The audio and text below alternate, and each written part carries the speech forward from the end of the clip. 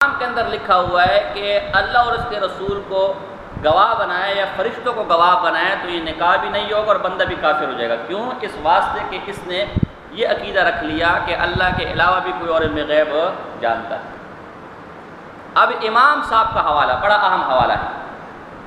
امام اعظم امام ابو حنیفہ رحمہ اللہ کا حوالہ۔ رأى المنصور فی منامہ سورۃ ملک الموت، منصور بادشاہ جو تھا اس کے خواب میں موت کے فرشتے کو دیکھا۔ وَسَأَلَهُ عَنْ مُدَّةِ عُمْرِهِ،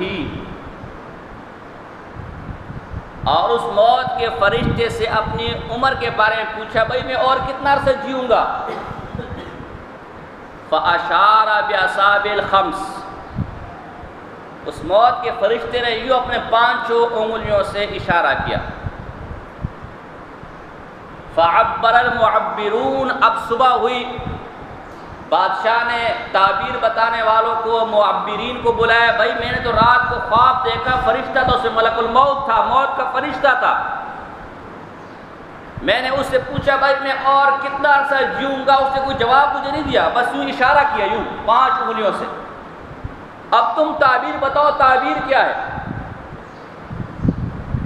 اب فَعَبَّرَهُ الْمُعَبِّرُونَ بِخَمْسِ سَنَوَاتٍ وَبِخَمْسِ أَشْهُرٍ وَبِخَمْسَةِ أَيَّامٍ، کس نے کہا بھئی 5 سال جیے گا، 5 کا مطلب یہ، کس نے کہا بھئی 5 مہینے جیے گا، اور کس نے کہا بھئی بِخَمْسَةِ أَيَّامٍ، کس نے کہا بھئی 5 دن جیے گا۔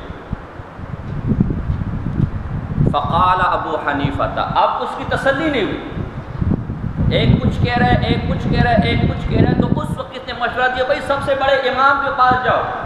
سب سے بڑے اللہ کے ولی کے پاس جاؤ، سب سے بڑے فقیہ کے پاس جاؤ، سب سے بڑے بزرگ کے پاس جاؤ، امام صاحب جیسی شخصیت تمہارے درمیان موجود ہے، کسی اور سے پوچھنے کی کیا ضرورت ہے، وہ تمہیں صحیح جواب دے گا۔ امام صاحب رحمہ اللہ کو بلایا، فقال ابو حنیفہ هو اشارۃ الی هذه الآیہ ان اللہ عنده علم الساعۃ الی آخر، اے اللہ کے بندے غور کر، یہ جو 5 سے اشارہ کر رہے ہوا اشارۃ الی هذه الآیہ، یہ سورہ لقمان کی آخری آیتوں کی طرف اشارہ ہے کہ ان 5 چیزوں کا علم اللہ کے سوا کسی کو، قیامت کب ہوگی کسی کو، کل کیا کھائے گا کسی کو، کل مرے گا کہاں، کسی ماں کے پیٹ میں گیا کسی کو، اور مرے گا کہاں کسی کو پتا، تو مجھ سے پوچھتا ہے کہ میں کب مروں گا؟ غور کر، ان 5 چیزوں میں سے ایک یہ بھی ہے کہ کون کب مرے گا، یہ اللہ کے سوا کسی کو علم۔ تو دیکھو امام صاحب کا عقیدہ بھی آ گیا کہ نہیں آ گیا کہ علم غیب یہ اللہ کے علاوہ کسی اور کو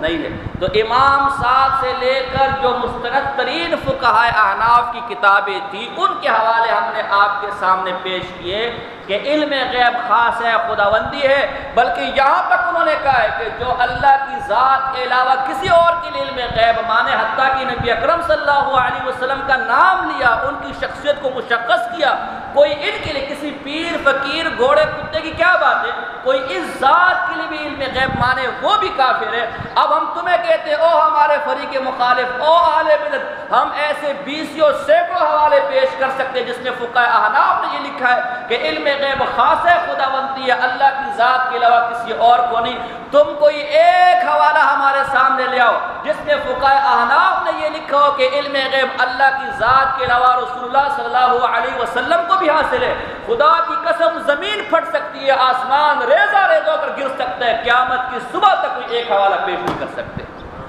بات سمجھے، یہ چیلنج ہے ان کو کہ قیامت کی صبح تک تمہیں ہم ٹائم دیتے، کوئی ایک حوالہ،